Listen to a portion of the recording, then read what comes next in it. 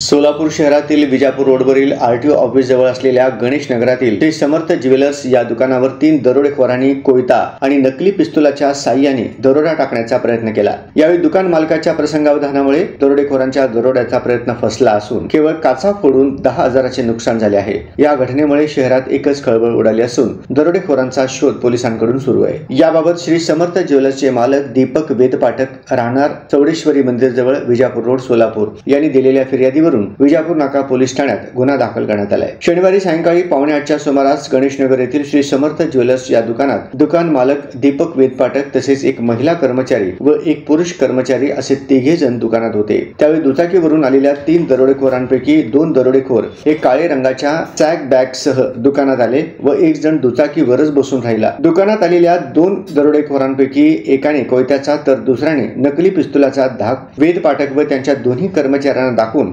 दुकानातील सोन्याचे दागिने मागितले। दागिने न देता वेदपाठक यांनी आरडाओरड करण्यास सुरुवात केली। त्यावेळी एकाने कोयत्याने दुकानातील काउंटरच्या काचा फोडल्या आणि दमदाटी करण्यास सुरुवात केली। दरम्यान मालकाने आरडाओरड करण्यास सुरुवात केल्याने दोघे दरोडेखोरांनी दुकानातून बाहेर पडून दुचाकीवरील बसलेल्या आपल्या साथीदारांच्या साह्याने दुचाकीवरून पळ काढला। या घटनेची माहिती दुकान मालक वेदपाठक यांनी तात्काळ विजापूर नाका पोलिसांना कळविल्यानंतर विजापूर नाका पोलीस ठाण्याचे पोलीस निरीक्षक दादा गायकवाड वरिष्ठ पोलीस अधिकारी यांनी तात्काळ घटनास्थळी धाव घेऊन पाहणी केली। यावेळी दरोडेखोर आले आणि त्यांनी दमदाटी केली व पळून गेले। ही सर्व घटना दुकानातील सीसीटीव्ही कॅमेरामधून कैद झाली असून याबाबत विजापूर नाका पोलीस ठाण्यात गुन्हा दाखल करण्यात आला आहे। दरोडेखोरांच्या शोधासाठी विजापूर नाका पोलीस ठाण्याचे 4 पोलीस पथक तसेच शहर गुन्हे शाखेची 3 पोलीस पथके कामाला लागली असून पोलिसांकडून या गुन्ह्याचा कसोशीने शोध सुरू आहे।